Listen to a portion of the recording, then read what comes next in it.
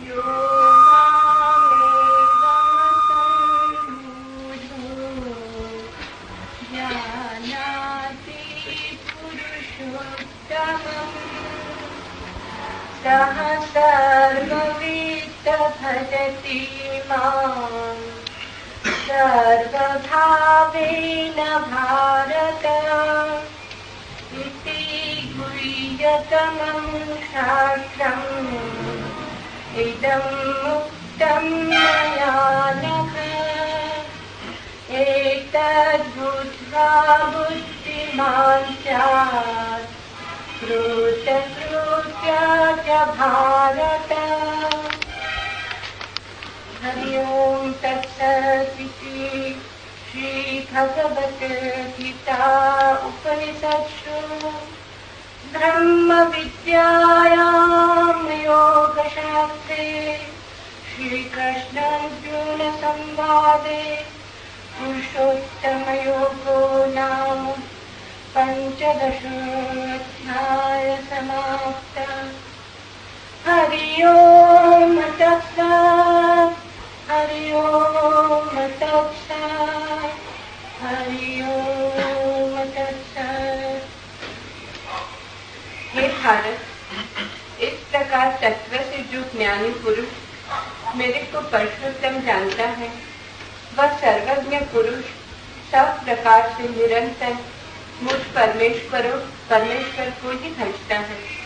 हे निष्पाप अर्जुन, ऐसे ये अति रहस्य युक्त गोपनीय शास्त्र मेरे द्वारा कहा गया, इसको तत्व से जानकर मनुष्य ज्ञानवान और कृतार्थ हो जाता है। पुरुषोत्तम योग नाम 15वां अध्याय समाप्त। पहले कुछ प्रश्न। पहला प्रश्न, कल आपने कहा कि बिना शास्त्रों को पढ़े गुरु की तलाश नहीं करनी चाहिए, मगर मैंने कभी शास्त्रों का अध्ययन नहीं किया और आपको पहली बार सुन के ही गुरु मान लिया है, तो क्या मेरा रास्ता गलत है? कल से मुझे सूझ नहीं पड़ता, क्या मैं सदा ही भटकता रहूंगा?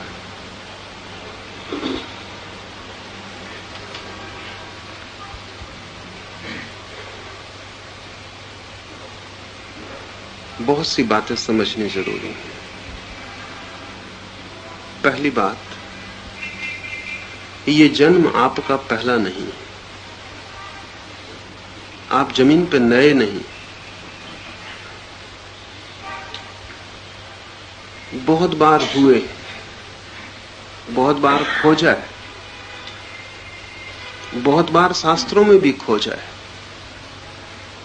बहुत बार गुरुओं के चरणों में भी बैठे। सारे जन्मों का सार संचित आपके साथ है। यदि कभी ऐसा घटित होता हो कि किसी के निकट गुरु भाव पैदा हो जाता हो, तो उसका केवल एक ही अर्थ है कि पिछले जन्मों की अनंत यात्रा में गुरु के प्रति समर्पित होने की पात्रता अर्जित की है। अगर वैसा न हो तो गुरु भाव पैदा होना संभव नहीं। जैसे फूल तो तभी लगेंगे वृक्ष पर जब वृक्ष बड़ा हो गया हो, शाखाएं फैल गई हों, पत्ते लग गए हों और फूल लगने का समय आ गया हो। बीज से सीधे फूल कभी नहीं लगते। तो पहली बात तो यह ख्याल रखनी चाहिए कि यदि सच में गुरु भाव पैदा हुआ हो तो शास्त्रों की खोज पूरी हो गई होगी। वो चाहे ज्ञात न भी हो, चाहे आपके चेतन मन को उसका पता भी ना हो,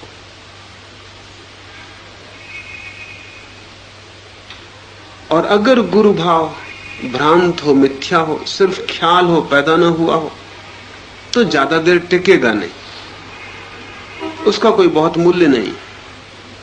वो ऐसे ही जैसे फूल को किसी ने बीज के ऊपर रख दिया हो, बीज से निकला ना हो।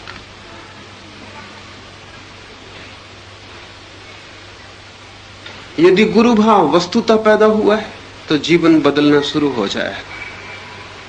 वही लक्षण है कि गुरु भाव वास्तविक है या नहीं, क्योंकि गुरु भाव एक बड़ी क्रांतिकारी घटना है। किसी के प्रति समर्पण की भावना जीवन को आमूल बदलना शुरू कर देती।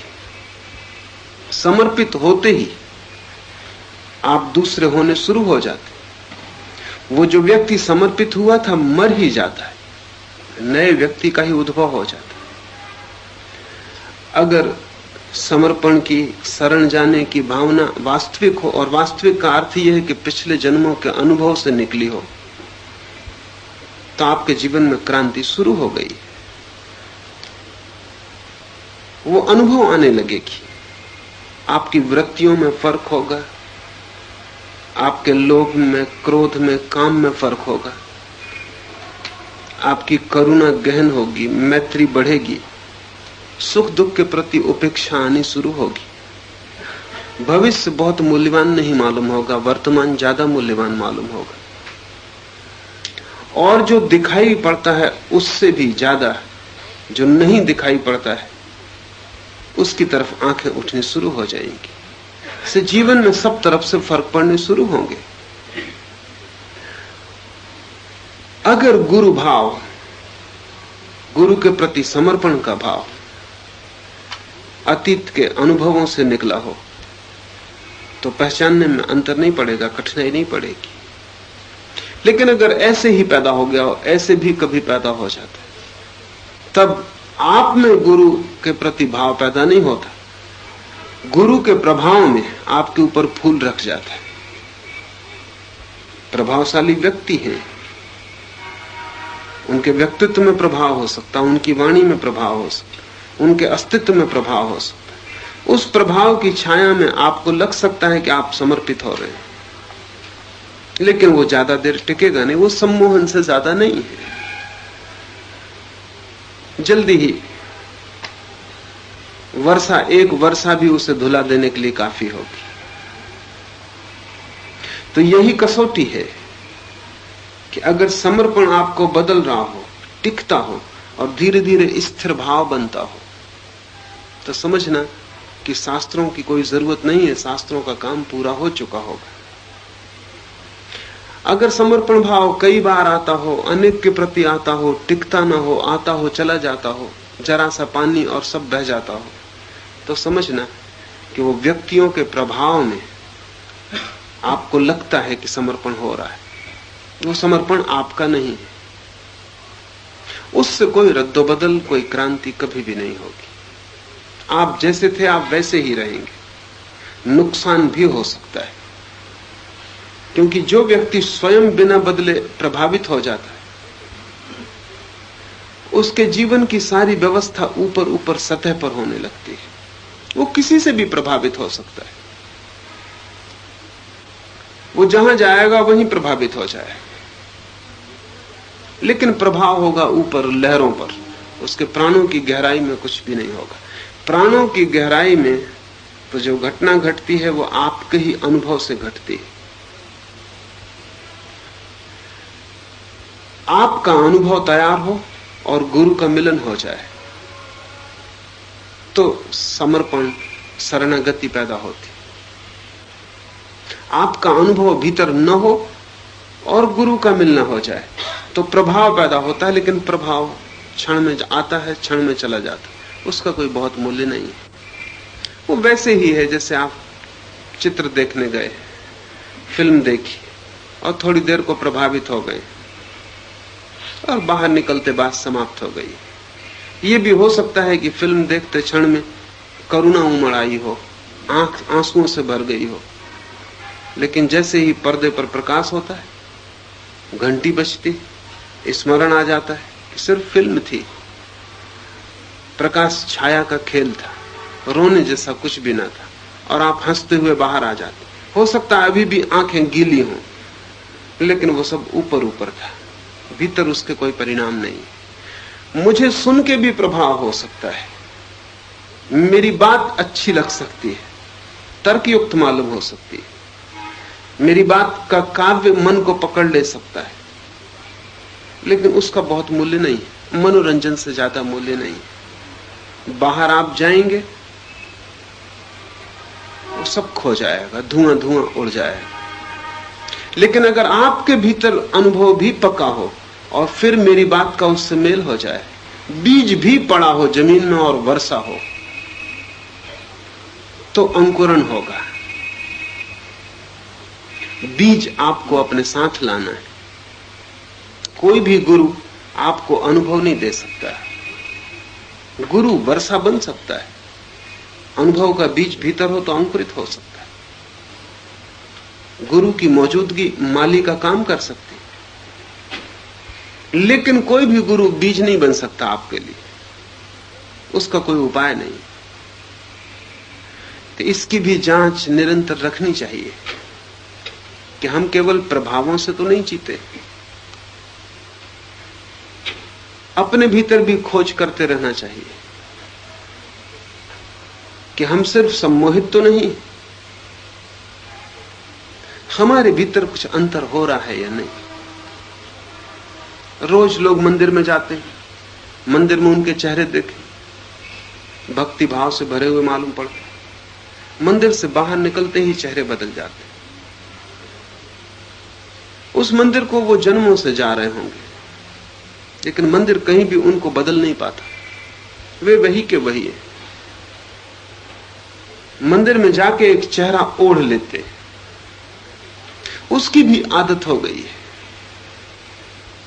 तो मंदिर में प्रवेश करते से भक्ति का भाव धारण कर लेते, लेकिन धारण किए हुए भाव का कोई मूल्य नहीं। भाव भीतर से आना चाहिए, और अगर भीतर से आएगा तो मंदिर में ही क्यों, मंदिर के बाहर भी रहेगा, मंदिर के भीतर भी रहेगा। तो जब आप मुझे सुनते हैं तभी अगर ऐसा लगता हो कि समर्पण कर दें, उसका बहुत मूल्य नहीं है। जब मुझे सुन के चले जाते हैं और अगर वो भाव आपके भीतर गूंजता ही रहता हो, उठते बैठते सोते जागते उसकी धुन आपके भीतर बजती रहती हो, वो आपका पीछा करता हो, न केवल पीछा करता हो बल्कि उसकी मौजूदगी के कारण आपके जीवन में फर्क पड़ता हो कि आप किसी के जेब में हाथ डाल के रुपया निकालने ही वाले थे, कि वो जो भाव आपके भीतर उठा था वो आपको रोक देता हो, कि गाली बस निकलने को ही थी मुंह से, कि वो जो भाव भीतर उठा है बाधा बन जाता हो, कि कोई गिर पड़ा था उसको उठाने के लिए हाथ बढ़ जाता हो, वो भाव कृत्य बनता हो, तो समझना कि वो आपके भीतर है। अगर भाव कृत्य बनने लगे तो उसका अर्थ है कि वो आचरण को बदलेगा। अगर भाव कृत्य न बने तो आप तो वही रहेंगे। हो सकता है बुद्धि में थोड़ी अच्छी बातें संग्रहित हो जाएं, अच्छी बातों का कोई भी मूल्य नहीं। अच्छी बातें अच्छे सपनों जैसी, सपना कितना ही अच्छा हो तो भी सपना है, और सपने में आप सम्राट भी हो जाएं तो सुबह आप पाते हैं कि आप भिखारी, उससे कुछ अंतर नहीं पड़ता। तो मैं अगर कहूं कि आप स्वयं ब्रह्म हैं और भीतर छिपा है अविनाशी अंतर्यामी, और मेरी बात सुन के आपको लगे कि ठीक, और इससे जीवन में कृत्य में कहीं कोई अंतर ना पड़ता हो, तो इसका कोई भी मूल्य नहीं, और इसे आप धोखा समझना। और इस धोखे में जितने जल्दी आप बाहर हो जाएं धोखे से उतना अच्छा है, क्योंकि इस धोखे में आपने न मालूम कितना समय गंवाया होगा। लोग हैं जो एक गुरु से दूसरे गुरु की यात्रा करते रहते, एक आश्रम से दूसरे आश्रम में चलते रहते, कोई आश्रम उनको बदल नहीं पाता, और तब वो क्या सोचते हैं कि सभी आश्रम बेकार हैं, कहीं कोई सार नहीं, कोई गुरु उनको नहीं बदल पाता, तब वो सोचते हैं कि सब गुरु बेकार, सदुगुरु कोई है ही नहीं। कठिनाई सदुगुरु की नहीं है, कठिनाई आपकी। आप बदलने को तैयार हो तो एक छोटा बच्चा भी आपको बदल दे सकता है। और आप बदलने को तैयार न हो तो खुद कृष्ण भी आपके पास खड़े रहें तो कुछ भी करने में समर्थ नहीं।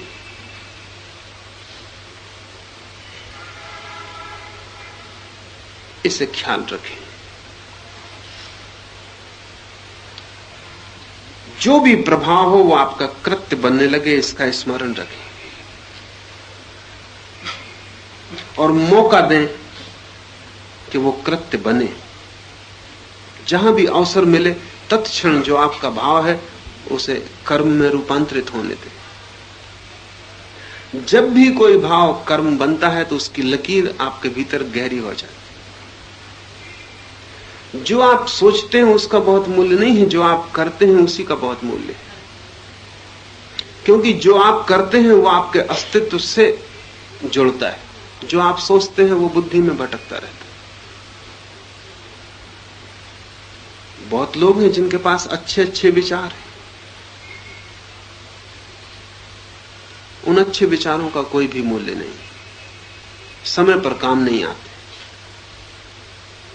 और जो वे करते हैं उस करने से उनके विचारों का कोई संबंध नहीं जुड़ता।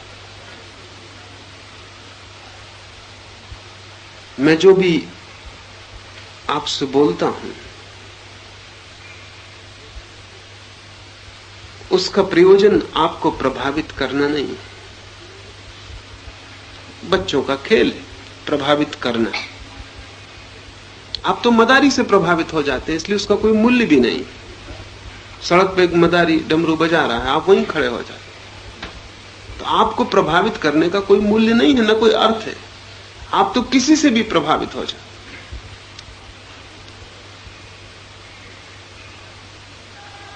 आपके भीतर जीवन का संचरण शुरू हो जाए, आपकी जीवन धारा नई गति ले ले, तो न शास्त्रों की फिक्र करें, न प्रभावों की फिक्र करें। फिक्र इस बात की करें कि आपके भीतर क्या घटित हो रहा है, इसका सतत निरीक्षण चाहिए। और आपके भीतर जो घटित होगा वही संपदा बनेगी। मरते क्षण में न तो आप शास्त्र ले जा सकेंगे, न गुरु को साथ ले जा सकेंगे, न गुरु के वचन काम आएंगे, न आपने जो प्रभाव इकट्ठे किए वो काम आएंगे। मरते क्षण में आपने क्या किया जीवन भर, वही बस आपके साथ होगा।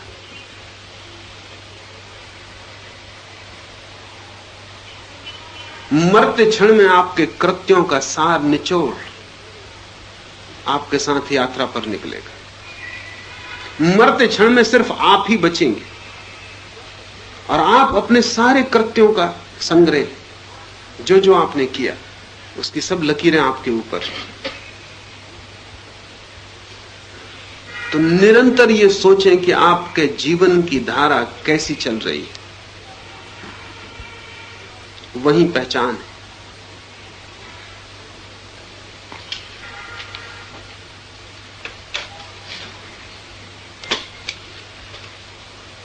दूसरा प्रश्न, इतने दिन से आपको बड़ी उत्कंठा से सुनकर भी मैं अपने आप को वहीं पा रहा हूं जहां मैं था, फिर मैं क्या आशा रख सकता हूं? किससे आप आशा रख रहे हैं, मुझसे या अपने से?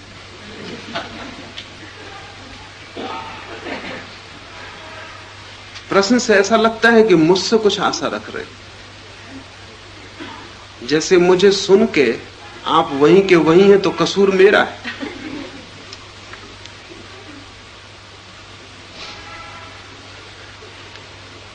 मैंने कहा कब आपको कि आप सुन के कुछ और हो जाएंगे?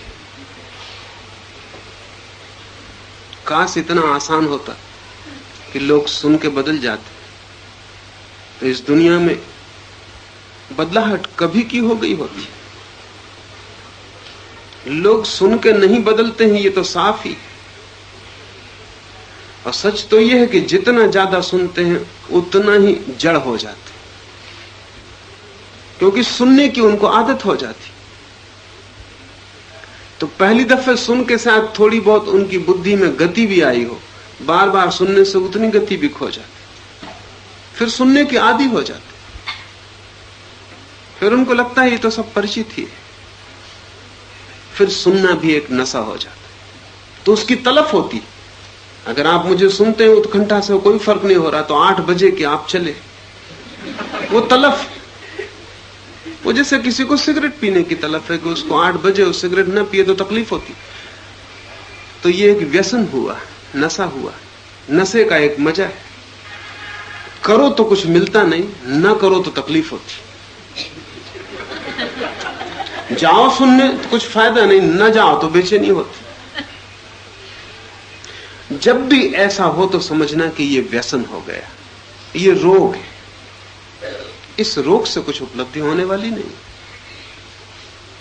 पर निराश किससे होना है, ये सोच के सुनना बंद कर दे तो भी कुछ फर्क नहीं हो जाएगा।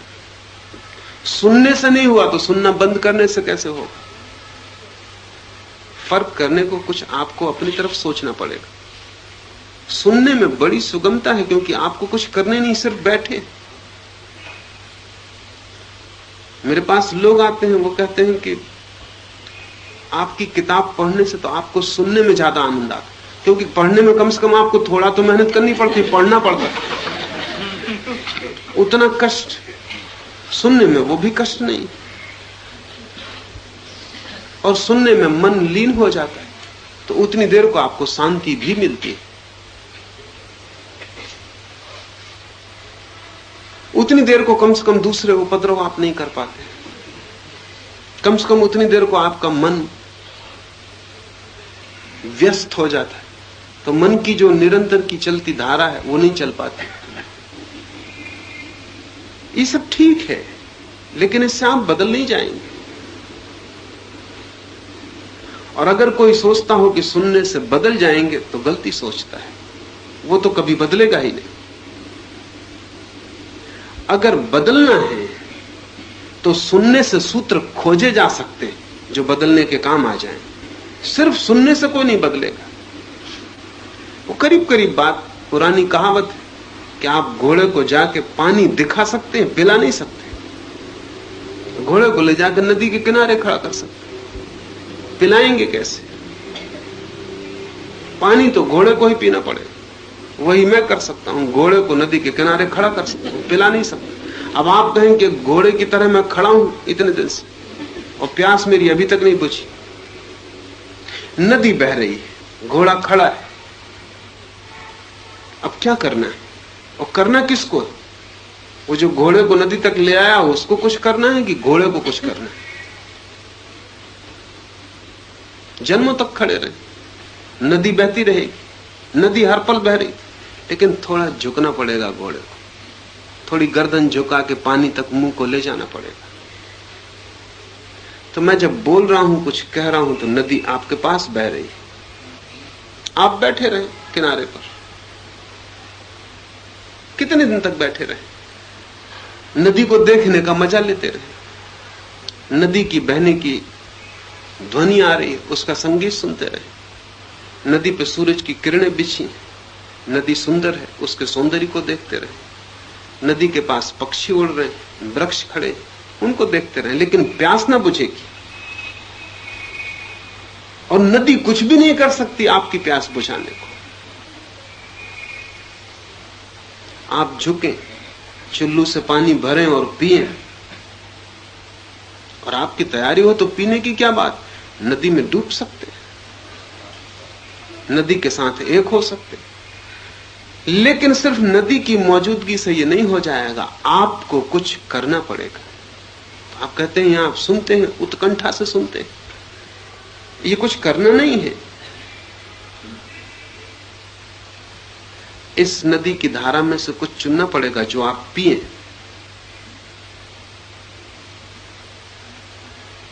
कोई विचार जो आपको लगता है सार्थक है, तो उसको सार्थक ही मत लगने दें, उसको सार्थक बनाएं। कोई विचार आपको लगता है कीमती, तो सिर्फ ऐसा सोचते ही मत रहें कि कीमती है। अगर कीमती है तो उसका उपयोग करें,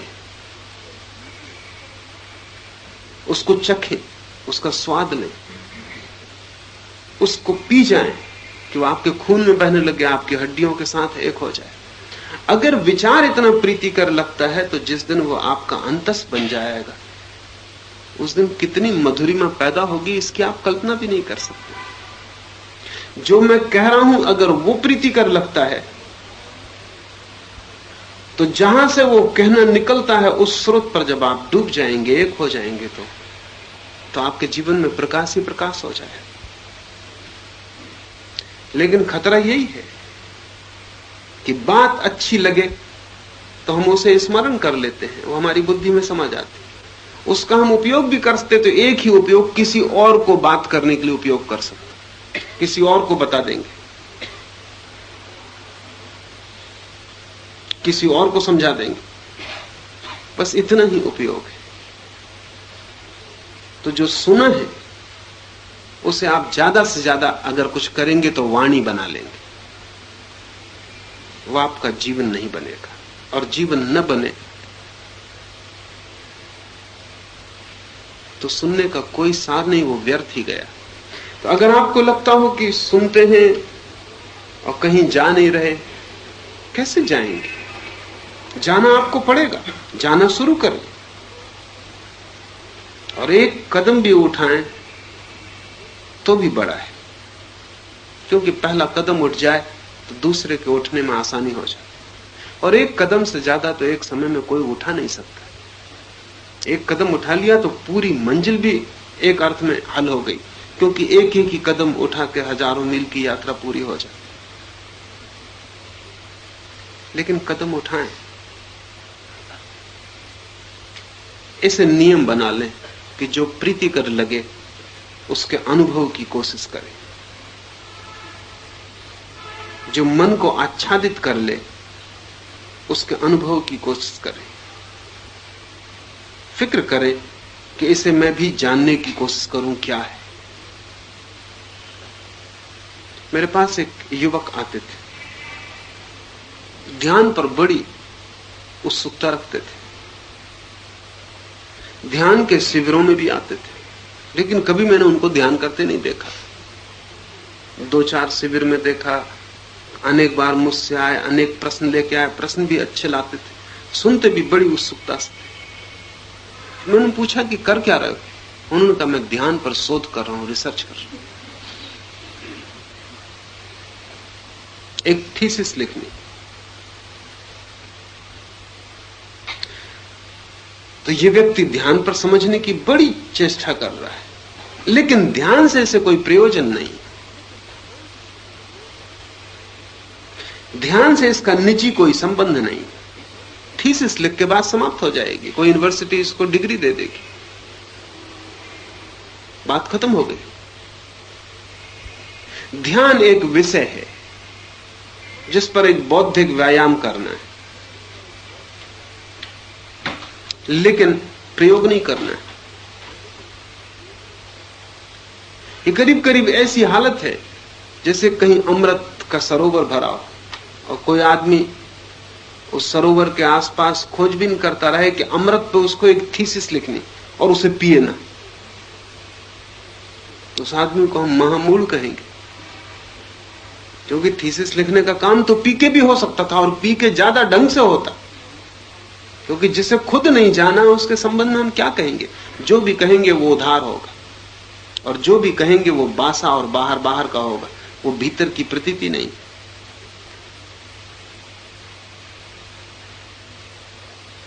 एक वैज्ञानिक हुआ मैक्स प्लांक,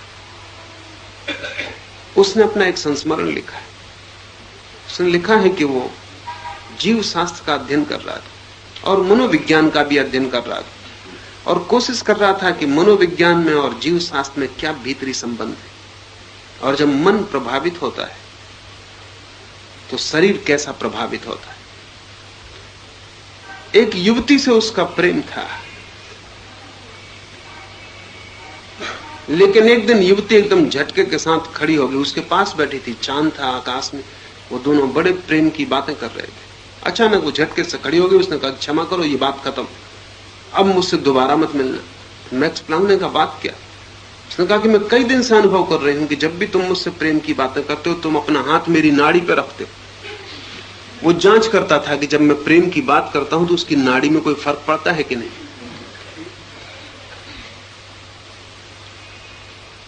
प्रेम भी थीसिस की बात थी,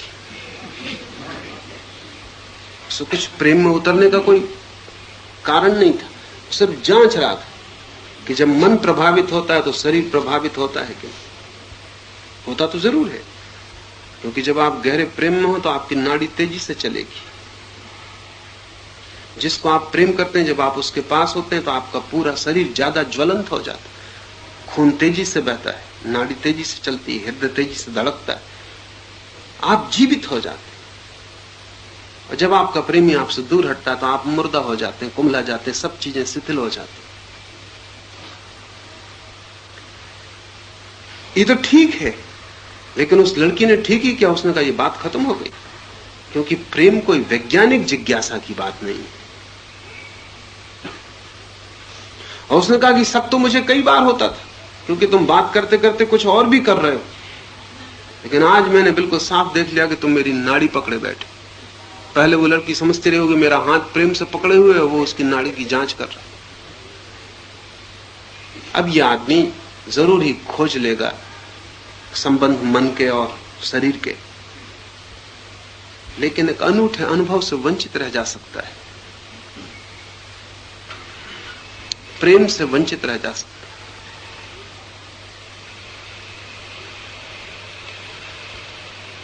आप ध्यान में उत्सुक हो सकते हैं, एक बौद्धिक ऊहापोह की तरह।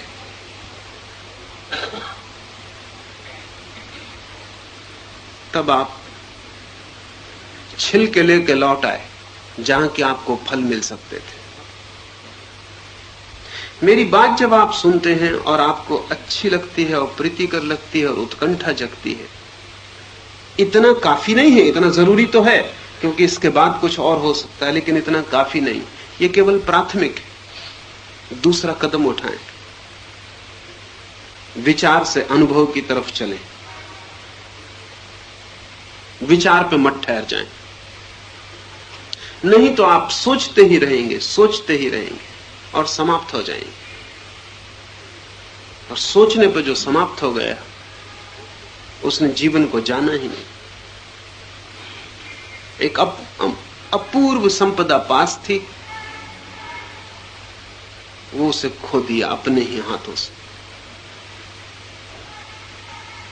और विधि आपके पास भी रखी रही तो भी आप उपयोग न कर सके। एक रात मुल्ला नसरुद्दीन अपने घर वापस लौटा, वधवास, पसीने से तरबतर, घबराया हुआ। जल्दी से भीतर घुस के दरवाजा बंद कर लिया। पत्नी ने कहा इतने घबराए हुए बात क्या, कहां से आ रहे हो?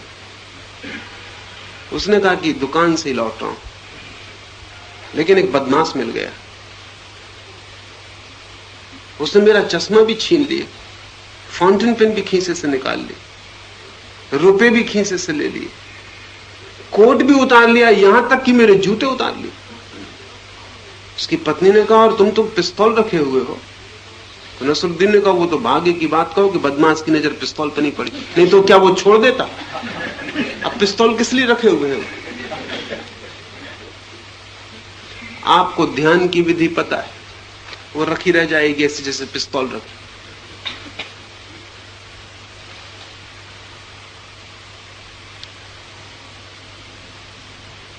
उसको भी बचाने में लग जाएंगे और उसका उपयोग तो कभी कर ही ना पाएंगे। आप क्या जानते हैं इसका मूल्य नहीं है, क्योंकि जाना हुआ तो पड़ा रह जाए। जिस जिस ज्ञान को आपने जीवन बना लिया वही बस आपके हाथ है। मैंने सुना है एक बहुत पुरानी यहूदी कथा है,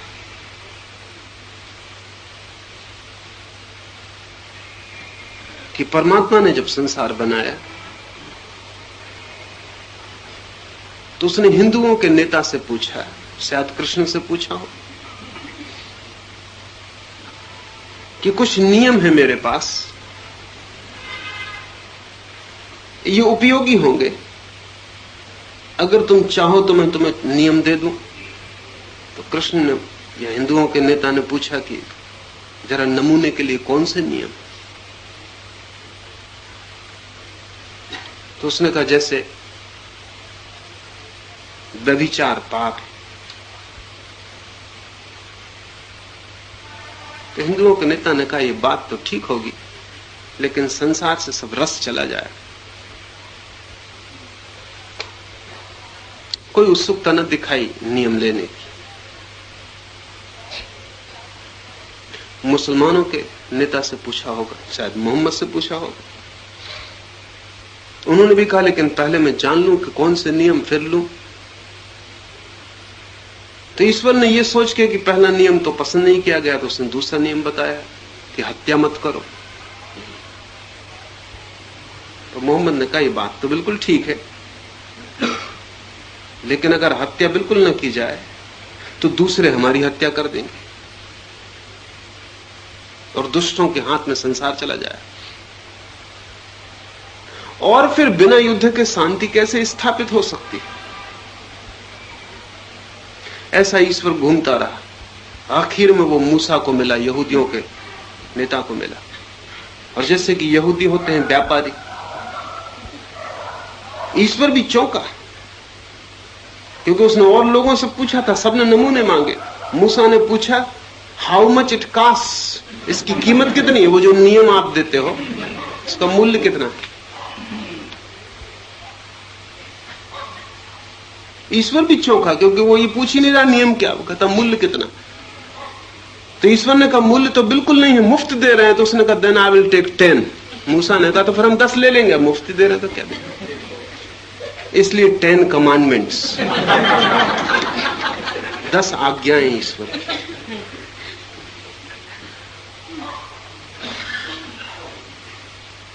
मगर वो किताब में रखी।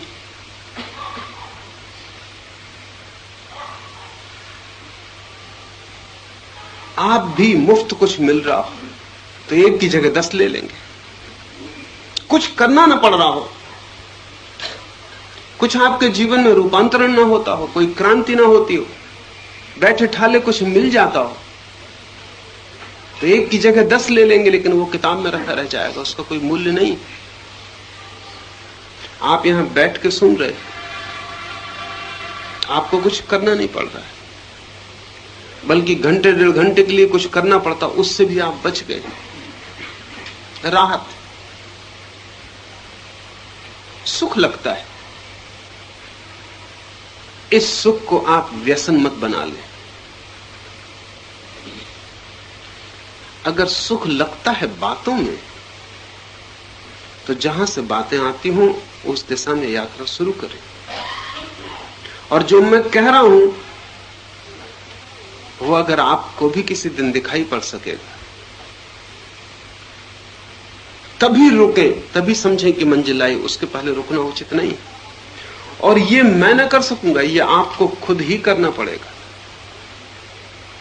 कोई दूसरा आपके लिए नहीं चल सकता, कोई दूसरा आपके लिए देख नहीं सकता, कोई दूसरा आपके लिए अनुभव नहीं कर सकता। और अच्छा ही है कि कोई दूसरा नहीं कर सकता, अन्यथा आप सदा के लिए वंचित रह जाते, आप पंगु रह जाते। अगर दूसरा आपके लिए चले तो आपके पैर नष्ट हो जाएंगे, और दूसरा आपके लिए अनुभव करे तो आपका हृदय नष्ट हो जाए, और दूसरा आपके लिए देख सके तो आपकी आंखों की कोई जरूरत नहीं, और दूसरा अगर आपके लिए आत्मा अनुभव कर सके तो आपकी आत्मा सदा के लिए खो जाएगी। इसलिए परमात्मा के गहरे नियमों में से एक नियम यह है कि दूसरा आपके लिए जो भी मूल्यवान है वो नहीं कर सकता, वो आपको ही करना पड़ेगा। क्योंकि करने से ही विकास होता है, करने से ही आप निर्मित होते हैं, करने से ही आपका वास्तविक जीवन और जन्म होता है।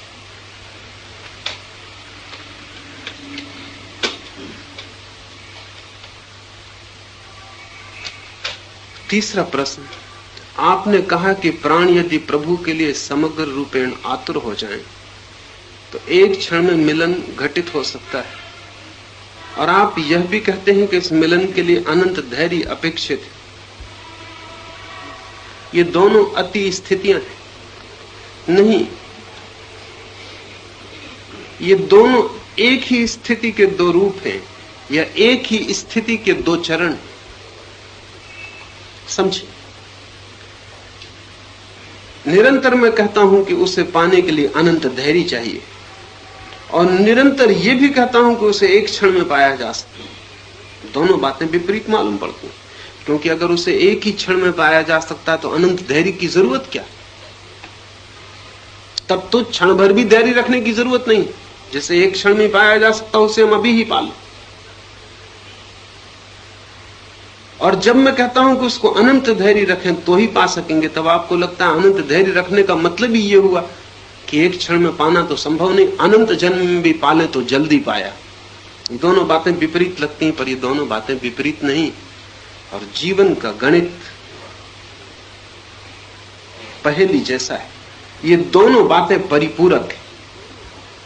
समझने की कोशिश करें। उसे एक क्षण में पाया जा सकता है अगर आप में अनंत धैर्य हो, और अगर आप में धैर्य की कमी हो तो उसे अनंत काल में भी नहीं पाया जा सकता, क्योंकि आपका धैर्य ही उसे पाने की योग्यता है। तो जितना धैर्य उतने जल्दी वो घटित होता है। अनंत धैर्य का अर्थ है एक ही क्षण में घटित हो जाएगा, क्योंकि कोई कमी नहीं रही, आप पूरा धैर्य रखे हुए। अनंत धैर्य का अर्थ है कि अगर वो कभी भी ना घटे तो भी मैं धीरज खोने वाला नहीं। अनंत धैर्य का मतलब यह है कि वो कभी भी ना घटे, कभी भी, तो भी मैं प्रतीक्षा करूंगा। ऐसा जिसका मन हो उसके लिए इसी क्षण घट जाएगा, क्योंकि इसको अब प्रतीक्षा कराने का कोई प्रयोजन ही न रहा, बात ही खत्म हो गई। ये तैयार है, और जो इतने धैर्य के लिए तैयार है, क्या वो अशांत होगा? क्योंकि अशांत तो अधैर्य के साथ जुड़ा है। इतना धैर्य वाला व्यक्ति तो परिपूर्ण शांत होगा, तभी इतना धैर्य रख सकेगा। और जो इतने धैर्य के लिए राजी है, क्या वो दुखी होगा? क्योंकि दुखी तो अधीर होता है। दुखी जल्दी में होता है, सिर्फ जो आनंद में है वो धीरे चलता है। सम्राट जब चलता है तो तेजी से नहीं चलता।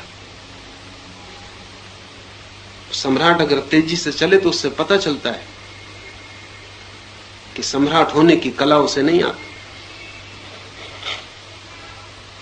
तेजी से तो वो भागता है जिसको कुछ पाना है, जिसके पास सब है वो क्यों भागे? भाग दौड़ कमी की खबर देती है। अनंत धैर्य का अर्थ है कि मेरे पास सब है, जल्दी कुछ भी नहीं। अगर प्रभु भी मिलेगा तो वो अतिरिक्त है। इसे थोड़ा समझ ले। मेरे पास सब था, और अगर प्रभु मिलेगा तो वो अतिरिक्त है। वो न मिलता तो कोई कमी न थी, वो मिल गया तो मैं पूरे से भी ज्यादा पूरा हो जाऊंगा, लेकिन पूरा मैं था क्योंकि मुझे कोई जल्दी न थी, न कोई प्रयोजन था, न कोई भागदौड़ थी। पूरे धैर्य का अर्थ यह होता है कि आप जैसे हैं उससे राजी हैं। वो तथाता की घड़ी आप पूरी तरह राजी हैं कि ठीक, सब ठीक है। और ये सब ठीक किसी सांत्वना के लिए नहीं, कि अपने को समझाने के लिए। ठीक तो कुछ भी नहीं है, लेकिन अपने को समझा रहे हैं कि सब ठीक है। जानते हैं ठीक कुछ भी नहीं, लेकिन कह रहे हैं कि सब ठीक है ताकि मन माना रहे। नहीं, वैसा सब ठीक नहीं, न कुछ भी गैर ठीक मालूम नहीं होता, सब ठीक है। कहीं कोई असंतोष नहीं, और कुछ पाने की दौड़ भी नहीं। और प्रभु जब मिले तब उसकी मर्जी पे हम छोड़ सकते हैं समय का, हमारी तरफ से समय हम देते नहीं। आज न मिले तो हम सांझ को पश्चाताप न करेंगे, रोएंगे ना, धोएंगे ना, चिल्लाएंगे ना कि दिन निकल गया और आज तक एक दिन खराब हुआ। कल फिर राह देखेंगे, उस राह में कहीं भी धूमिलता ना आएगी। उस प्रतीक्षा में हम कहीं भी चाह को न जुड़ने देंगे, जल्दबाजी न जुड़ने देंगे, अधैर्य न जुड़ने देंगे। ऐसा अनंत धैर्य हो तो परमात्मा क्षण भर में मिल जाता है।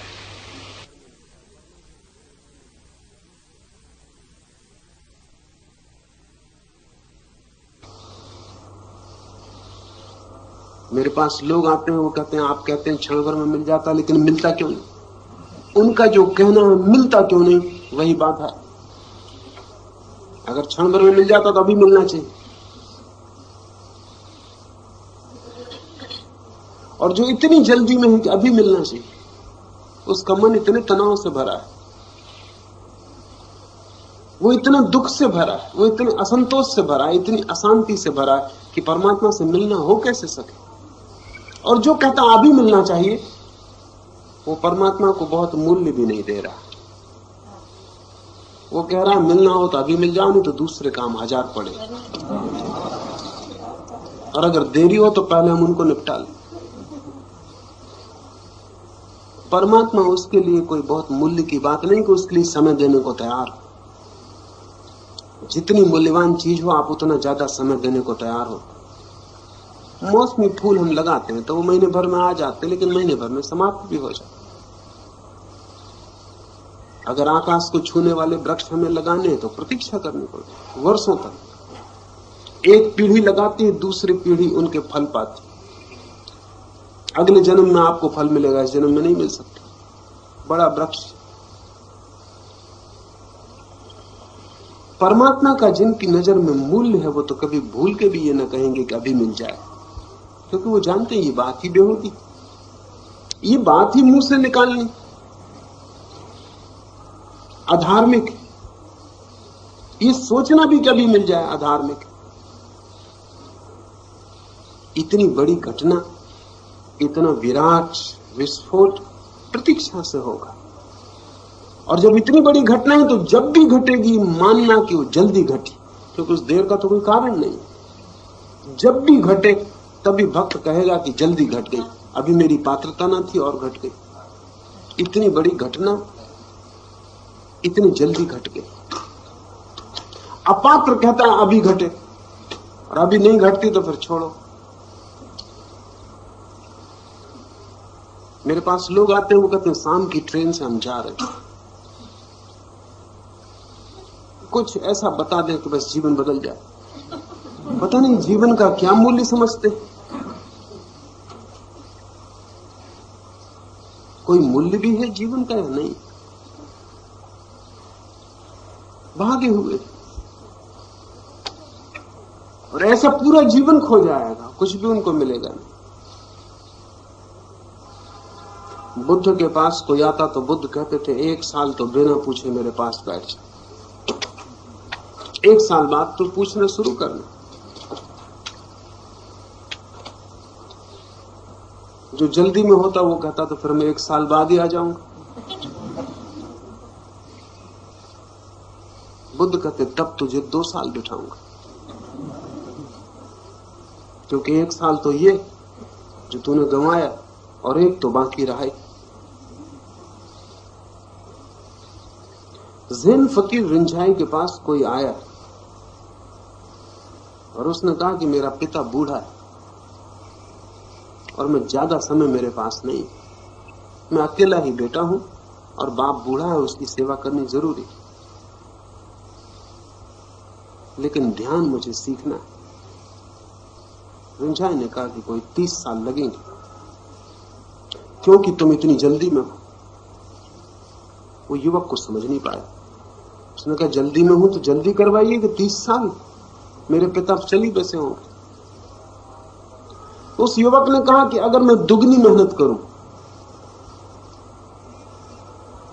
तो क्या होगा? रिंझाई ने कहा तब 60 साल लग जाएंगे, क्योंकि मैं तो ये मानता था तू पहले ही पूरी मेहनत करने को तैयार, तू कह रहा दुगनी करूं, मतलब तूने आधी पहले ही बचा रखी थी। तू आदमी भी बेईमान। वो 30 तो मैंने सोच के बताए थे कि तू अगर पूरी मेहनत करे, तू कहता अगर मैं दुगनी मेहनत करूं 60 लग जाएंगे। उस युवक ने कहा कि मैं आगे नहीं पूछता, क्योंकि यही ठीक है, 60 ही ठीक है, पता नहीं तुम 120 कर दो। और वो युवक रुक गया। 3 वर्ष तक वो रिंझाई के पास था। रिंझाई ने उससे फिर पूछे ही नहीं कि तुम कैसे आए, क्या सीखना। कई दफा उस युवक को भी ख्याल उठा कि क्या करना क्या नहीं करना। साल निकले जा रहे हैं, बाप बूढ़ा हुआ जा रहा है और अभी तो कुछ शुरू भी नहीं हुआ। पर उसने कहा कि पूछना खतरनाक है, आदमी तो बड़ा उपद्रवी, अगर पूछा कहीं कहने लगे कि 100 साल लगेंगे, इसलिए उसने कहा कि चुप ही रहो, देखें क्या होता है। 3 साल बाद उसने कहा तेरा पहला पाठ शुरू होता रिंझाई ने कहा, और तू योग्य है। अगर तू 3 साल में पूछता तो मैंने तेरे 120 साल कर दिए थे। फिर मुझसे ये काम पूरा होने वाला नहीं था, क्योंकि मैं भी बूढ़ा हो रहा हूं। आधा ही मैं करता, आधा मेरे शिष्य करते। लेकिन तूने 3 साल नहीं पूछा, अब मैं काम शुरू करता हूं। 5वें वर्ष रिंझाई का शिष्य समाधि को उपलब्ध हो गया।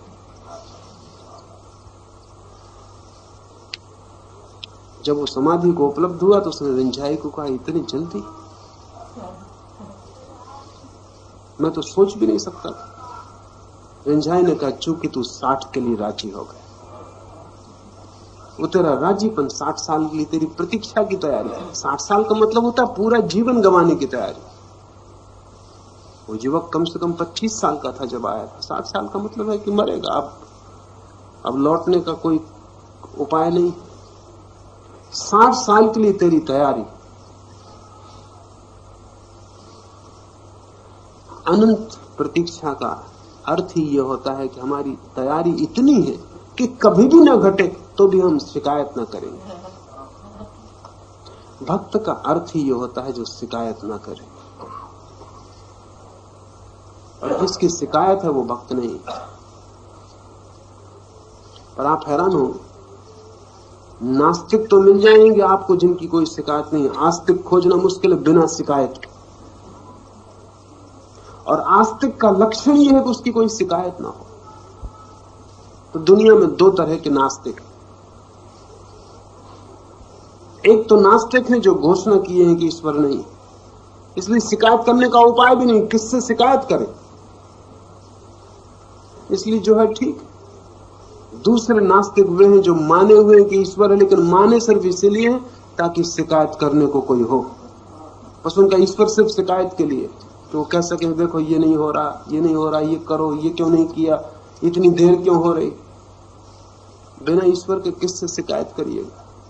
आपका ईश्वर सिर्फ आपकी शिकायतों का पूंजीभूत रूप, और भक्त का शिकायत से कोई संबंध नहीं। ये जो मैं कहता हूं अनंत प्रतीक्षा, ये शिकायत शून्य, शर्त रहित धैर्य। इसी जरा सोचिए, अगर ऐसा आपके पास चित्त की दशा हो तो कोई कारण नहीं कि अभी क्यों घटना न घट जाए। अनंत धैर्य खुले आकाश की तरह हो जाता, फिर हृदय के कहीं कोई द्वार, सीमाएं कुछ भी न रहे, सब खुला है, कुछ बंद न रहा। अब और ज्यादा परमात्मा को उतरने के लिए चाहिए भी क्या? इतना ही चाहिए। इसलिए इन दोनों में कोई विरोध नहीं है। पहली बात, ये दोनों एक ही साधना के हिस्से। रह गई दूसरी बात, निश्चित ही ये दोनों अतियां हैं, एक्सट्रीम।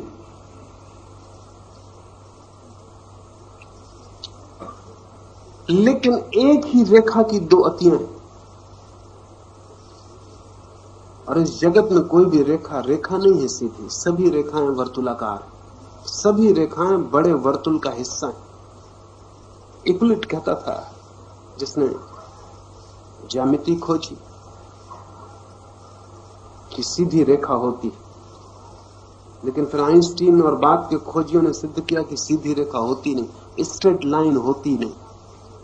क्योंकि जिस जमीन पे आप बैठे हैं वो गोल है, आप उस पर कोई भी रेखा खींचे, अगर उसको बढ़ाए चले जाएं तो वो पूरी जमीन को घेर लेगी, बड़े वर्तुल का हिस्सा हो जाएगी।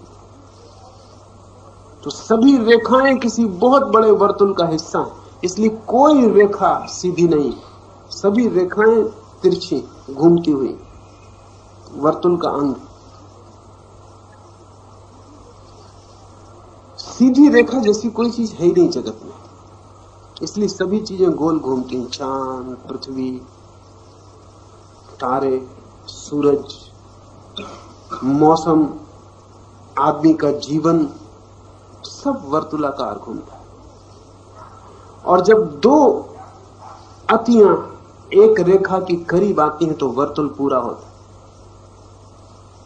किसी भी रेखा को, उसकी अतियों को पास ले आए, जहां दोनों अतियां मिलती हैं वहीं वर्तुल पूरा होता है। अनंत धैर्य एक रेखा का कोना है और क्षण में घट सकती है घटना, सडन। ये रेखा का दूसरा कोना है, जहां ये दोनों कोने मिलते हैं वहां वर्तुल पूरा होता है, और इन दोनों के बीच जरा सा भी फासला नहीं। ये अतियां जरूर थी, लेकिन अतियां मिलती हुई अतियां हैं। और ये भी ध्यान रहे कि जीवन में जो भी छलांग लगती है वो हमेशा अति से लगती है, मध्य से नहीं लगती। इस कमरे के बाहर जाना हो तो या तो इस तरफ की खिड़की खोजनी पड़े या इस तरफ की खिड़की खोजनी पड़े, लेकिन यहां कमरे के मध्य में खड़े होकर बाहर जाने का कोई उपाय नहीं। मध्य से कोई द्वार जाता ही नहीं। मध्य का मतलब ये हुआ कि द्वार से दूरी है, परिधि पे जाना पड़ेगा, अति को पकड़ना पड़ेगा। इसलिए दुनिया की सभी साधना पद्धतियां अतियां हैं। अति का मतलब आखिरी छोर, वहां से छलांग लग सकती है। मध्य से कहां कूदिएगा, कमरे में उछलते रहेंगे, किनारे पे जाना पड़े। एक अति है कि क्षण में घटना घट सकती है। सडन एनलाइटनमेंट को मानने वाला वर्ग, विशेषकर जापान में ज़ेन फकीर, तब क्षण मानते हैं कि घटना घट सकती, एक क्षण में घट सकती, और इसी के लिए तैयार करते हैं साधक को कि वो एक क्षण के लिए तैयार हो। तैयारी में वर्षों लगते, घटना एक ही क्षण में घटती, लेकिन तैयारी में वर्षों लगते हैं, कभी कभी जन्म भी लगते।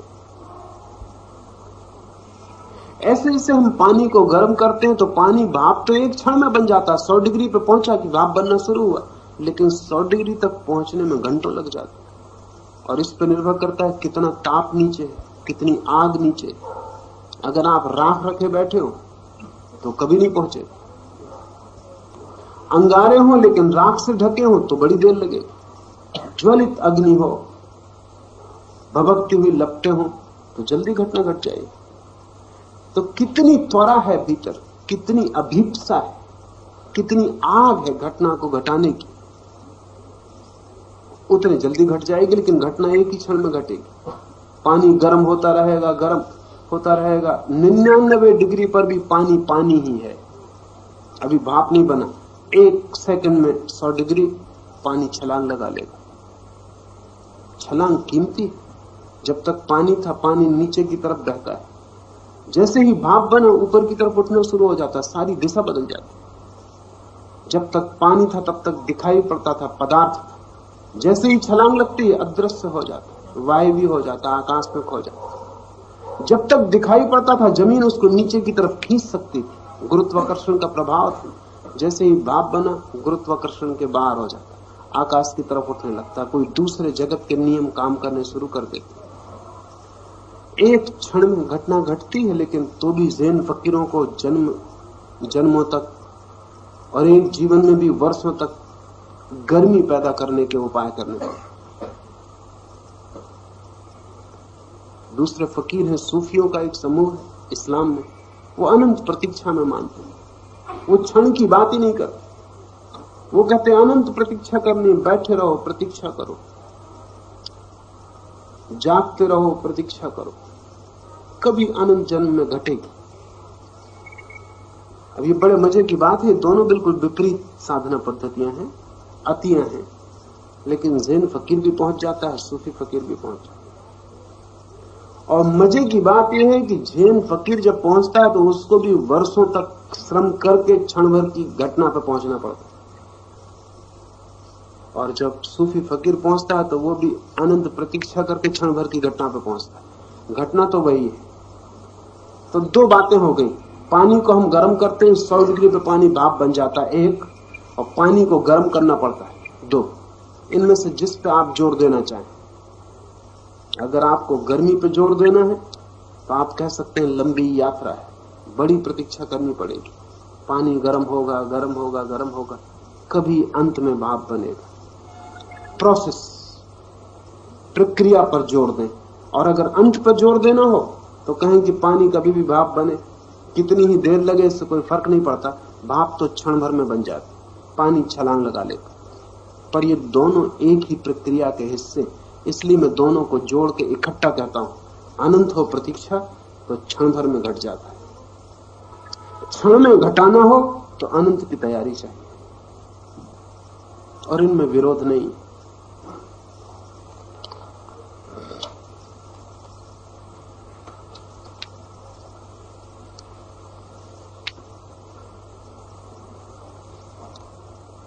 तीसरा प्रश्न, क्या गुरु के जाल में फंसना, तड़पना, मर जाना रूपांतरण की प्रक्रिया के अनिवार्य अंग है?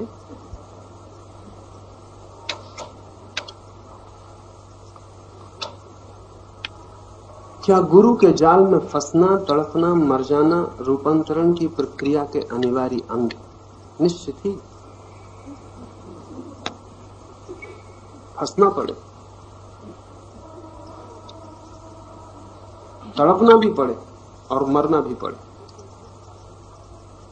लेकिन जिस अर्थ में आपने पूछा उस अर्थ में नहीं। पूछने वाले को तो ऐसा लगता है बेचैनी, भय, फंसने से भय, डर। डर किस बात का है? डर किसको है? वो जो अहंकार है हमारे भीतर सदा डरता है कि कहीं फंस न जाए, और ये जो अहंकार है कहीं भी नहीं फंसने देता, लेकिन तब हम पूरे जीवन से वंचित रह जाते। एक युवक ने मुझे आके कहा कि प्रेम तो मुझे करना है लेकिन फंसना नहीं, कोई झंझट मैं नहीं पढ़ना चाहता। प्रेम करना हो तो फंसना ही पड़े, क्योंकि वो प्रेम घटेगा ही तब जब आप डूबेंगे। आप ऐसे दूर अपने को संभाल के खड़े रहे संतरी की तरह, तो वो घटना ही घटने वाली नहीं। और बचेगा भी क्या? बचाने को है भी क्या आपके पास? ये जो बचने की तलाश चल रही है, ये कौन है जो बचना चाहता है? ये जो इतना डरा हुआ प्राण है, इसको बचा के भी क्या करिएगा? इसको स्वतंत्र रख के भी क्या प्रयोजन है? और जो स्वतंत्रता इतनी भयभीत हो, वो स्वतंत्रता है भी नहीं।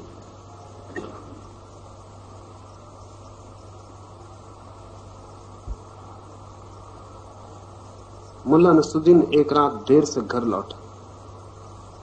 पत्नी ने शोरगुल शुरू कर दिया और उसने कहा कि फिर देर से आए, और 1000 बार कह दिया कि देर से आना बंद हो, कहां थे? तो नसरुद्दीन ने कहा कि समझदार पत्नियां इस तरह के प्रश्न नहीं पूछती। पत्नी आग बबूला थी, उसने कहा और समझदार पति? वो आगे कुछ कहे उसके पहले नसरुद्दीन बोला कि ठहर, समझदार पति सदा कुंवारे रहते।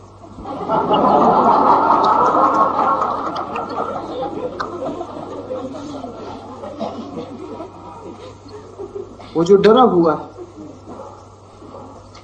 वो कितना ही समझदार मालूम पड़ता हो, लेकिन जीवन के अनुभव से वंचित रह जाए। प्रेम एक अनुभव है और उसमें उतरने से ही पता चलता है, और उसका फंसना उपयोगी, क्योंकि उस फंसने के भीतर भी अगर तुम बिना फंसे रह सको तो तुम्हारे जीवन में अमृत बरस जाएगा। उस कारागृह में प्रवेश करके भी तुम्हारी मुक्ति नष्ट ना हो, तुम्हारी भीतरी मुक्ति तुम कायम रख सको, वही कला। एक तो प्रेम है जीवन में, गुरु और शिष्य का संबंध भी प्रेम का आखिरी संबंध, वो और भी बड़ा फंसाव, क्योंकि पत्नी के साथ रह के स्वतंत्र रहना आसान, गुरु के साथ रह के स्वतंत्र रहना और भी मुश्किल, और भी जटिल, क्योंकि उसका जाल और भी बड़ा, वो हृदय तक ही नहीं जाता, उसका जाल आत्मा तक चला जाता। पर वहां भी स्वतंत्र रहने की संभावना है, और मजा यही है कि वहां जितने पूरे मन से कोई अपने को छोड़ देगा उतना ही स्वतंत्र रहेगा। परतंत्रता पैदा इसलिए होती है कि तुम छोड़ नहीं पाते। अगर तुम छोड़ दो तो परतंत्र रहने का कोई अर्थ ही नहीं। जेल खाना मालूम पड़ता है क्योंकि तुम जेल खाने में रहना नहीं चाहते, और अगर तुम जेल खाने में रहना ही चाहते हो तब जेल खाना समाप्त हो गया। फिर अगर जेल के लोग तुम्हें बाहर निकालने लगे तो वो परतंत्रता होगी। जिस बात से हमारा प्रतिरोध, विरोध है, रेसिस्टेंस, वहीं फंसना मालूम होता। अगर एक युवक एक युवती को सच में ही प्रेम करता है तो फंसना मालूम होता ही नहीं। युवती अगर सच में प्रेम करती तो फंसना मालूम नहीं होता। तब प्रेम मुक्ति मालूम होता है। और अगर प्रेम न हो, डर हो, भय हो, बचाव की चेष्टा हो, तो फंसना मालूम होता, तो बंधन और कारागृह मालूम होता। मैं ये कह रहा हूं आपसे कि वहीं आपको बंधन मालूम होता है जहां आप लड़ते हैं। भूमिदान आंदोलन असफल हुआ तो सारे मुल्क में भूमि हथियाव आंदोलन चला। तो मैंने एक घटना सुनी कि उसकी नकल पर एक गांव में, निश्चित ही गांव गुजरात में रहा हो, पत्नियां हथियाव आंदोलन लोगों ने चला दिया। और उन्होंने कहा कि समाजवाद में जबकि सभी के पास एक एक पत्नी नहीं, तो कुछ लोगों के पास दो दो हैं, ये नहीं हो सकता, ये बर्दाश्त के बाहर। तो जिन युवकों के पास पत्नियां नहीं थी, उन्होंने एक जुलूस निकाला और कहा कि पत्नियां हथियाओ, जिनके पास दो हैं उनसे एक छीनो और उनको दो, जिनके पास एक भी नहीं। और ये समाजवाद के लिए बिल्कुल जरूरी। मुल्ला नसरुद्दीन बाहर गया था, उसकी दो पत्नियां थी। वो घर पहुंचा तो हाय तौबा मची। जुलूस इसकी एक पत्नी को लेकर आगे बढ़ गया, भागा, जाके नेता के हाथ पकड़ लिया और कहा कि अन्याय मत करो। उस नेता ने कहा अन्याय कौन कर रहा है? तुम अन्याय कर रहे हो जनता पे कि हम, जबकि गांव में 100 आदमी मौजूद है जिनके पास एक भी पत्नी नहीं, और तुम दो दो पर कब्जे जमाए बैठे, तुम दो दो का सुख ले रहे हो। और ज्यादा हमारे पास समय नहीं, अभी हमें और कोई 50 पत्नियां हथियानी।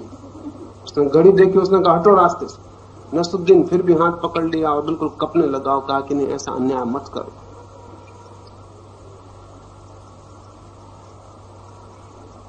भीड़ को भी दया आ गई और नेता ने कहा मर्द जैसे मर्द हो के भी इस तरह रिरिया रहे हो औरतों की तरह, ले जा अपनी पत्नी को। नसरुद्दीन एकदम जमीन पे गिर पड़ा और पैर पकड़ लिया और कहा कि आप समझे नहीं, दूसरी को भी लेते जाइए।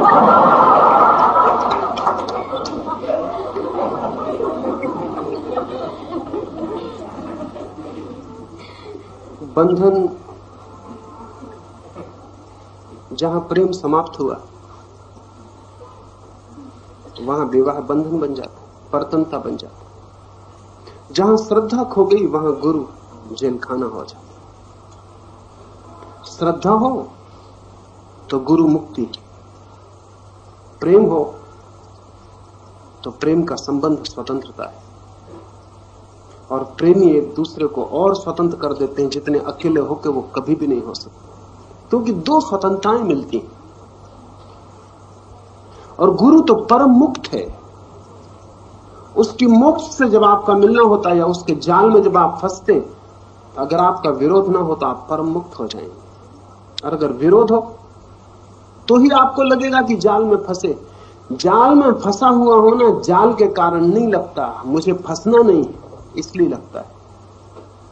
नदी में एक आदमी तैर रहा है तो उसको लगता है नदी मेरे खिलाफ बह रही, क्योंकि वो नदी से उल्टा जाने की कोशिश कर रहा है। उसको लगता है नदी मेरी दुश्मन है। और एक आदमी नदी में बह रहा, जहां नदी जा रही है उसी में बह रहा, उसको लगती नदी मेरी मित्र, नदी मेरी नाव और नदी मुझे ले जा रही, जरा भी श्रम नहीं करना पड़ रहा। अगर गुरु के साथ आप उल्टी धारा में बह रहे हो तो फंसना लगेगा, और अगर गुरु के साथ बह रहे हो तो मुक्ति अनुभव होगी।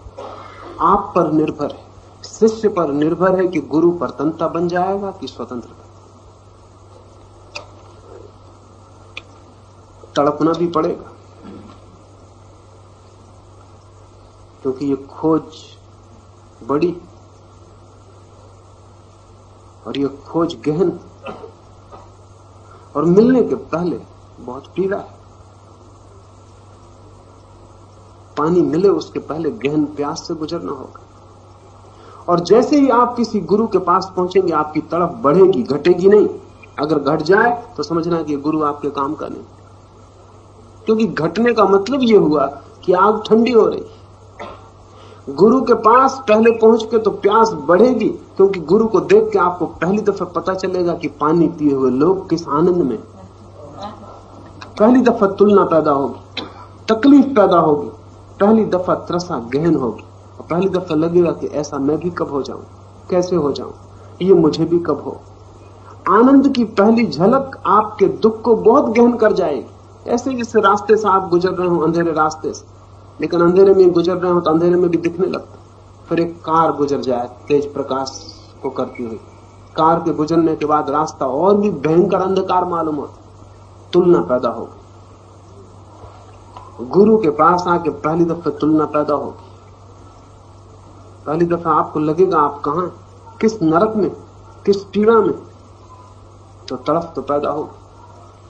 और गुरु की कोशिश होगी कि और जोर से तड़फाए, क्योंकि जितने जोर से आप तड़फे उतनी ही आग पैदा होगी, उतने ही उबलने का बिंदु करीब आएगा, और जितने आप तड़फे उतनी ही खोज जारी होगी, सरोवर के निकट पहुंचना आसान होगा। अगर आप पूरी तरह तड़फ उठे तो सरोवर उसी क्षण प्रकट हो जाता। इसलिए तड़फना भी होगा और मरना भी होगा, क्योंकि वो आखिरी गुरु का काम ही वही। गुरु यानी मृत्यु। जो आपको मार ना सके वो गुरु नहीं, जो आपको मिटा ना सके वो गुरु नहीं, वो आपको काटेगा। और जब आप बिल्कुल समाप्त हो जाएंगे तभी आपको छोड़ेगा कि बस अब काम पूरा हुआ। बिना मिटे परमात्मा को पाने की कोई व्यवस्था नहीं, बिना खोए उसकी खोज पूरी नहीं होती। इसलिए पुराने सूत्रों में कहा है कि आचार्य गुरु मृत्यु है। और वो जो कठोपनिषद में नचिकेता को भेजा है यम के पास, वो गुरु के पास भेजा है। यम गुरु का प्रतीक है, वहां जाके आप मर जाएंगे। इसलिए गुरु से लोग बचते हैं, 25 तरह की युक्तियां खोजते हैं कैसे बच जाएं, रैशनलाइजेशन खोजते हैं कैसे बच जाएं। गुरु को सुन भी लेते हैं तो कहते हैं बात अच्छी, लेकिन अभी अपना समय नहीं आया, करेंगे कभी जब समय आएगा। 1000 तरकीब आदमी करता है अपने को बचाने की। जैसे आप मृत्यु से बचते हैं वैसे ही आप गुरु से बचते हैं। और जिस दिन आप ठीक से समझ लेंगे गुरु के पास जाने का मतलब ही यह है कि मैं गलत हूं और गलत को जला डालना है, और मैं भ्रांत हूं और भ्रांत को मिटा देना, और मैं जैसा अभी हूं मरण धर्मा हूं, इस मरण धर्मा को मर जाने देना है ताकि अमृत का उदय हो सके। मृत्यु द्वार है अमृत का, और जो मिटने को राजी है वो उसको उपलब्ध हो जाता है, जो कभी नहीं मिटता है। एक तरफ गुरु मारेगा और दूसरी तरफ जिलाएगा, वो मृत्यु भी है और पुनर्जन्म भी, नवजीवन भी। क्या गुरु के जाल में फंसना, तड़फना, मर जाना रूपांतरण की प्रक्रिया के अनिवार्य अंग है? बिल्कुल अनिवार्य अंग। और इसके पहले कि फंसो या तो भाग खड़े होना चाहिए, फिर लौट के नहीं देखना चाहिए। गुरु खतरनाक है, जरा भी रुके तो डर है कि फंस जाओ, और फंस गए फिर तड़पना पड़ेगा, तड़पे कि फिर मरना पड़ेगा। वो एक ही मार्ग की सीढ़ियां हैं। लेकिन जो व्यक्ति स्वयं का रूपांतरण चाहता है, वो चाहता क्या है? वो चाहता यही है कि मैं गलत हूं जैसा हूं, जो मुझे होना चाहिए वो मैं नहीं हूं, और जो मुझे नहीं होना चाहिए वो मैं हूं। तो वो मिटने के लिए तैयार है, वो बिखरने के लिए तैयार है, वो शून्य होने को राजी। और जो व्यक्ति शून्य होने को राजी है उसी का गुरु से मिलन हो पाता है। अब हम सूत्र को लें।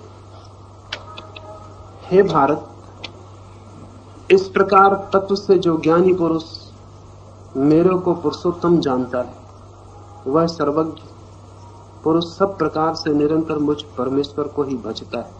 हे निष्पाप अर्जुन, ऐसे यह अति रहस्ययुक्त गोपनीय शास्त्र मेरे द्वारा कहा गया, इसको तत्व से जानकर मनुष्य ज्ञानवान और कृतार्थ हो जाता है। एक एक शब्द समझें। इस प्रकार से जो ज्ञानी पुरुष मेरे को पुरुषोत्तम जानता है, वह सर्वज्ञ पुरुष सब प्रकार से निरंतर मुझ परमेश्वर को ही भजता है। जिसको भी ये स्मरण आ गया कि परिधि पर शरीर है, मध्य में चेतना है और अंत में केंद्र पर अंतर्यामी पुरुषोत्तम है, जिसको भी ये स्मरण आ गया कि केंद्र परमात्मा है, फिर उसकी परिधि भी परमात्मा के ही गुणगान करने लगती, फिर उसकी परिधि पर ही परमात्मा का ही स्वर गूंजने लगता है, फिर उसके बाहर भी वही प्रकट होने लगता है जो भीतर है। फिर वो उठता भी है तो परमात्मा में, बैठता भी है तो परमात्मा में, फिर परमात्मा उसके लिए कुछ पृथक नहीं रह जाता, उसके अपने होने का अभिन्न अंग हो जाता। फिर वो जो भी करता है वो सब परमात्मा में ही घटित होता। जैसे मछली सागर में होती, ऐसा फिर वो परमात्मा में होता। भजने का यही अर्थ है। भजने का यह अर्थ नहीं कि आप बैठे कभी कभी राम राम राम राम कर लिया। भजने का यह अर्थ है कि आपके जीवन की कोई भी गतिविधि परमात्मा से शून्य ना हो। आप जो भी करें, जो भी ना करें, सब में परमात्मा का स्मरण सतत भीतर बना रहे। आपके जीवन के कृत्य माला के मन के हो जाएं और परमात्मा आपके भीतर का धागा हो जाए। हर मन के में दिखाई पड़े या ना दिखाई पड़े, वो धागा भीतर समाया रहे, सभी मन के उसी धागे से बंध जाएं। भजन का ये अर्थ है। पर हम तो हर चीज को विकृत कर लेते हैं। तो हम काम करते जाते हैं और सोचते हैं भीतर राम राम करते जाओ। लोग अभ्यास कर लेते हैं उसको, तो वो कार ड्राइव करते रहेंगे और भीतर राम राम करते रहेंगे। वो अभ्यस्त हो जाता। मन जो है ऑटोमेटिक किया जा सकता, तो मन स्वचालित यंत्र बन जाता है। आप अपना काम करते रहे, वहां राम राम राम राम राम राम चलता है, उसका कोई मूल्य नहीं। वो मन का एक कोना दोहराता रहता।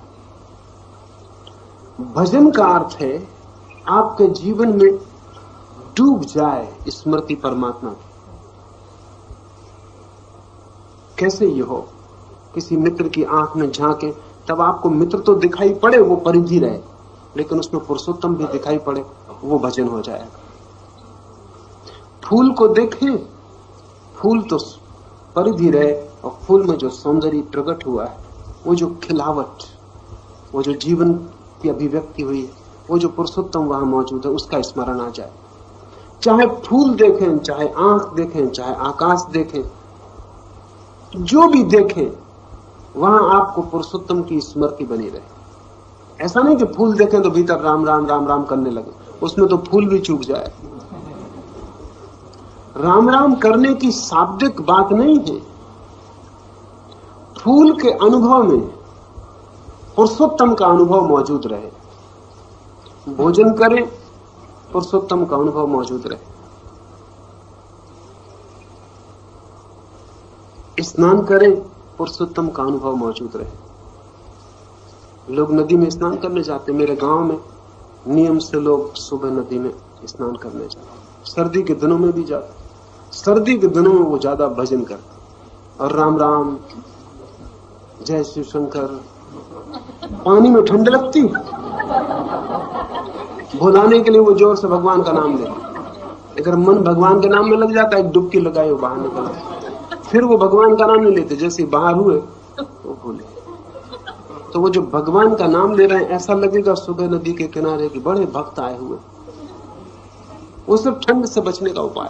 वो वैसे जैसे आप अकेले गली में जा रहे हो तो जोर से सीटी बजाने लगे, उससे ऐसा लगता है कि अकेले नहीं, सीटी सुनाई पड़ती, अपनी सीटी। जो नहीं है धार्मिक, वो फिल्मी गाना गा के भी स्नान कर लेते हैं, उसमें भी फर्क नहीं पड़ता। भजन का अर्थ कोई शब्दों से राम की स्मृति नहीं, क्योंकि वो धोखा भी हो सकती है, दुख से बचने का उपाय हो सकती, ठंड से बचने का उपाय हो सकता, अकेलेपन से बचने का उपाय हो सकती, वो एक तरह की व्यस्तता हो सकती। नहीं, भगवान को अनुभव में जानना है, अनुभव से पलायन करके नहीं, उससे बचना नहीं, उससे भागना नहीं। जैसा भी जीवन है, जहां भी जीवन ले जाए, वहां मेरी आंख परिधि पर ही न रहे, केंद्र पर सदा पहुंचती रहे।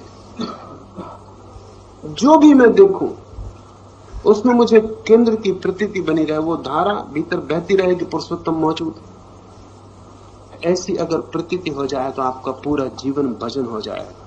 वह सर्वज्ञ पुरुष सब प्रकार से निरंतर मुझ परमेश्वर को भजता है, तभी निरंतर भजन हो सकता है। अगर राम राम जपेंगे तो निरंतर तो हो ही नहीं सकता, क्योंकि दो राम के बीच में भी जगह छूट जाएगी। एक दफा कहा राम, दूसरी दफा कहा राम, बीच में खाली जगह छूट गई, तो निरंतर तो हो ही नहीं पाएगा। फिर कब तक कहिए, जब तक होश रहेगा कहिए, रात नींद लग जाएगी, वो चूक जाएगा। कोई डंडा सिर पर मार देगा, क्रोध आ जाएगा, वो निरंतर का चूक जाएगा, वो निरंतर नहीं रह पाएगा। कितनी ही तेजी से कोई राम राम जपे तो भी दो राम के बीच में जगह छूटती रहेगी, उतनी खाली जगह में परमात्मा चूक गए। निरंतर तो तभी हो सकता है कि जो भी हो रहा हो उसी में परमात्मा हो। जो डंडा मार रहा है सिर पर, अगर उसमें भी पुरुषोत्तम दिखे तो भजन निरंतर हो सकता है। और जो राम राम के बीच में खाली जगह छूट जाती है, उस खाली जगह में भी पुरुषोत्तम दिखे, तभी पुरुषोत्तम निरंतर हो सकता है। और जब तक भजन निरंतर ना हो जाए, सतत ना हो जाए, तब तक ऊपर ऊपर है, तब तक चेष्टित, तब तक वो हमारी सहज आत्मा नहीं बनी। हे निष्पाप अर्जुन, ऐसे यह अति रहस्य युक्त गोपनीय शास्त्र मेरे द्वारा कहा गया, इसको तत्व से जानकर मनुष्य ज्ञानवान और कृतार्थ हो जाता है। कृष्ण निरंतर अर्जुन को निष्पाप कहते हैं, कहे चले जाते हैं निष्पाप, क्योंकि ये हिंदू धारणा है बड़ी मूल्यवान कि निष्पापता हमारा स्वभाव है, उससे वंचित होने का उपाय नहीं। पाप करके भी आपके निष्पाप होने में कोई फर्क नहीं पड़ता। ये हिंदू विचार की बड़ी गहन धारणा है। पश्चिम, विशेषकर ईसाईयत, इसको समझने में बिल्कुल असमर्थ होती, क्योंकि जब पाप किया तो निष्पाप कैसे रहे? पाप किया तो पापी हो गए। यही हिंदू चिंतन बड़ा कीमती है। हिंदू चिंतन कहता है क्या तुम करते हो ये ऊपर ही ऊपर रह जाता है, जो तुम हो उसे तुम्हारा कोई भी करना नष्ट नहीं कर पाता। तुम्हारी निर्दोषता तुम्हारा स्वभाव। तो जिस दिन भी तुम ये समझ लोगे कि कृत्य से मैं दूर, उसी दिन तुम पुनः अपनी निष्पाप स्थिति को उपलब्ध हो जाओ। उसे तुमने कभी खोया नहीं, चाहे तुम भूल गए हो तो ज्यादा से ज्यादा संसार एक विस्मरण, ज्यादा से ज्यादा पाप अपनी निष्पाप दशा का विस्मरण। हमने उसे खोया नहीं, हम उसे खो भी नहीं सकते। हमारी निर्दोषता, हमारी जो इनोसेंस है, वो हमारी सहज अवस्था है, वो संयोगिक नहीं है, उसे नष्ट करने का उपाय नहीं। जैसे आग गर्म है, ऐसे हम निष्पाप। चेतना का निष्पाप होना धर्म। अर्जुन को इसलिए कृष्ण निष्पाप कहते हैं, निष्पाप अर्जुन। अर्जुन को स्मरण नहीं है इस निष्पाप स्थिति का, इसलिए वो भयभीत, वो डरा हुआ है कि पाप हो जाएगा, युद्ध में लड़ूंगा, काटूंगा, मारूंगा, पाप हो जाएगा, फिर इस पाप के पीछे भटकूंगा अनंत जन्मों तक। और कृष्ण कह रहे हैं तू निष्पाप है। जैसे ही कोई व्यक्ति पहली परत से पीछे हटेगा, वैसे ही निष्पापता की धारा शुरू हो जाती, और तीसरी परत पर सब निष्पाप। इसे मैं ऐसा समझ पाता हूं, पहली परत पर सभी पाप, शरीर के परत पर सभी पाप, वो शरीर का स्वभाव। पुरुषोत्तम के परत पर सभी निष्पाप, वो पुरुषोत्तम का स्वभाव, केंद्र का स्वभाव। और दोनों के बीच में हमारा जो मन है, वहां सब मिश्रित है, पाप निष्पाप सब वहां मिश्रित है। इसलिए मन सदा डवाडोल, वो सोचता है ये करूं न करूं, पाप होगा कि पुण्य होगा, अच्छा होगा कि बुरा होगा। अर्जुन वहीं खड़ा है दूसरे बिंदु पर, कृष्ण तीसरे बिंदु से बात कर रहे हैं, अर्जुन दूसरे बिंदु पर खड़ा है। भीम और दूसरे पहले बिंदु पर खड़े, उनको सवाल भी नहीं। उस महाभारत के युद्ध में 3 तरह के लोग मौजूद हैं। पहली परत पर सभी लोग खड़े, वो पूरे युद्ध में जो सैनिक जुटे हैं, योद्धा इकट्ठे हुए, वो पहली परत में, उनको सवाल ही नहीं कि क्या गलत और क्या सही। इतना भी उनको विचार नहीं है कि जो हम कर रहे हैं वो ठीक है या गलत। वो शरीर के तल पर कोई विचार होता भी नहीं, शरीर मूर्छित, वहां सभी पाप। अर्जुन बीच में अटका है, उसके मन में संदेह उठा है, उसके मन में चिंतना जग गई, विमर्श पैदा हुआ है, वो सोच रहा है, सोचने से दुविधा में पड़ गया। वो जो पहली पंक्ति में खड़े लोग हैं उनकी कोई दुविधा नहीं है, स्मरण रखें, वो निसंदिग्ध लड़ने को खड़े, उनके मन में कोई संदेह, कोई सवाल नहीं। लड़ने आए हैं, लड़ना उनका धर्म है, लड़ना नियति है, उसमें कोई विचार नहीं। अर्जुन दुविधा में पड़ा है, उसकी बुद्धि अड़चन में, बुद्धि सदा अड़चन में होगी क्योंकि वो मध्य में खड़ी। वो पाप के जगत की तरफ भी जा सकती है और निष्पाप के जगत की ओर भी जा सकती है। वो दोनों की तरफ देख रहा है और पीछे कृष्ण है, वो पुरुषोत्तम है, वहां सभी निष्पाप। एक बात मजे की है कि जो पाप के तल पे खड़े हैं उन्हें भी कोई संदेह नहीं, जो निष्पाप के तल पे खड़ा है उसे भी कोई संदेह नहीं, क्योंकि वहां सभी निष्पाप। कुछ पाप हो ही नहीं सकता। जो पाप के तल पर खड़े हैं उसे निष्पाप का कोई पता ही नहीं, इसलिए तुलना का कोई उपाय नहीं। अर्जुन मध्य में खड़ा है। अर्जुन शब्द का अर्थ भी बड़ा कीमती है। अर्जुन शब्द बनता है रिजु से। रिजु का अर्थ होता है सीधा, अरिजु का अर्थ होता है तिरछा, डमाडोल, कपता हुआ।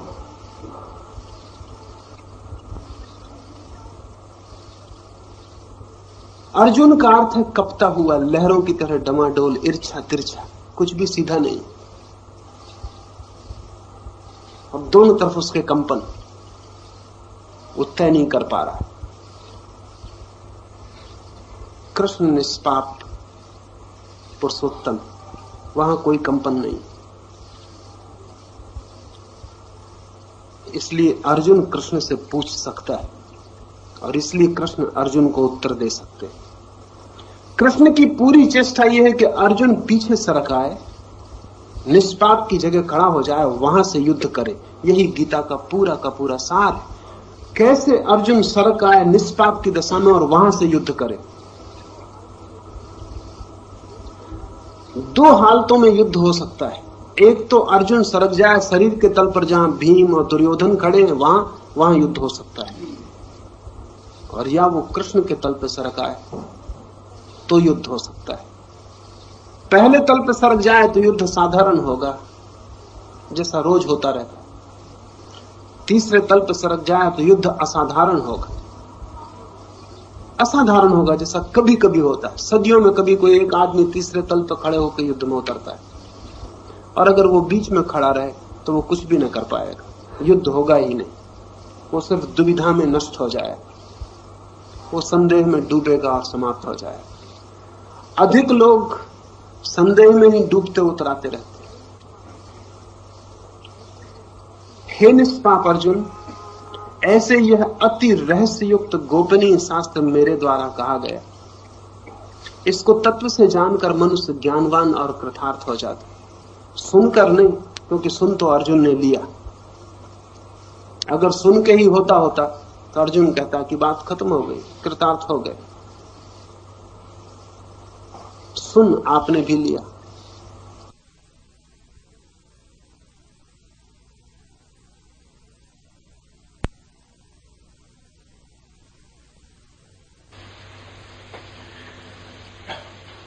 तत्व से जानकर, ऐसा जो कृष्ण ने कहा है, जब अर्जुन ऐसा स्वयं जान ले, जब ये उसकी अनुभूति बन जाए, जब उसकी प्रतीति हो जाए, जब वो कह सके हां पुरुषोत्तम मैं हूं, तो कृतार्थ हो जाता है। तो फिर जीवन में अर्थ आ जाता है, फिर प्रत्येक क्रिया अर्थवान हो जाती। फिर व्यक्ति जो भी करता है सभी में फल और फूल लग जाते। फिर व्यक्ति जो भी जिस भांति भी जीता है, सभी तरह के जीवन से सुगंध आनी शुरू हो जाती। उस व्यक्ति में पुरुषोत्तम के फल लगने शुरू हो जाते हैं, पुरुषोत्तम के फूल आने शुरू हो जाते हैं। और कृष्ण कहते हैं, इस रहस्यमय गोपनीय शास्त्र को मैंने तुझसे कहा, ये रहस्य में तो बहुत है और गोपनीय भी है। रहस्य में इसलिए है कि जब तक आपने नहीं जाना, इससे बड़ी कोई पहेली नहीं हो सकती कि पाप करते हुए कैसे निष्पाप, संसार में खड़े हुए कैसे पुरुषोत्तम, दुख में पड़े हुए कैसे अमृत का धाम। इससे ज्यादा पहेली और क्या होगी। स्पष्ट उलझन है, इसलिए रहस्य में, और गोपनीय इसलिए कि इस बात को कि तुम पुरुषोत्तम हो, कि तुम निष्पाप हो, अत्यंत गोपनीय ढंग से ही कहा जाता रहा है, क्योंकि पापी भी इसको सुन सकता है और पापी ये मान ले सकता है कि जब निष्पाप है ही तो फिर पाप करने में हर्ज क्या है। और जब पाप करने से निष्पाप होने में कोई अंतर ही नहीं पड़ता तो किए चले जाओ। इसलिए कृष्ण कहते हैं गोपनीय भी, गुप्त रखने योग्य भी। हम सब इसी तरह के लोग हैं। हम अपने मतलब का अर्थ निकाल ले सकते। हम सोच सकते हैं जब निष्पाप हैं तो बात खत्म हो गई, अब हम चोरी करें, बेईमानी करें, डांका डालें, हत्या करें, कोई हर्ज नहीं, क्योंकि भीतर का निष्पाप तो निष्पाप ही बना रहता। पुरुषोत्तम को तो कोई अंतर पड़ता नहीं। इसलिए बात गोपनीय उन्हीं से कहने योग्य है जो सोचने को, बदलने को तैयार हुए। उन्हीं को समझाने योग्य है जो उसे ठीक से समझेंगे, जो उसे सम्यक रूपेण समझेंगे, जो उसका विपरीत अर्थ निकाल के अपने को नष्ट न कर लेंगे। क्योंकि सभी कुंजियां ज्ञान की खतरनाक हैं, उनसे आप नष्ट भी हो सकते हैं। जरा सा गलत उपयोग और जो अग्नि आपके जीवन को बदलती, वही अग्नि आपको भस्मीभूत भी कर दे सकती है। इसलिए कृष्ण कहते हैं ये गोपनीय है, शास्त्र रहस्यमय है, क्योंकि जब तक तू अनुभव न कर ले तब तक ये पहेली बना रहेगा। और इसको तत्व से जानकर ही मनुष्य ज्ञानवान और कृतार्थ हो जाता है। सुनकर नहीं, समझकर नहीं, अनुभव करके। आपने भी सुना, उसमें थोड़ा कुछ सोचना, पकड़ना, थोड़ा सा, एक रंच मात्र, और उस रंच मात्र के आसपास जीवन को ढालने की कोशिश करना।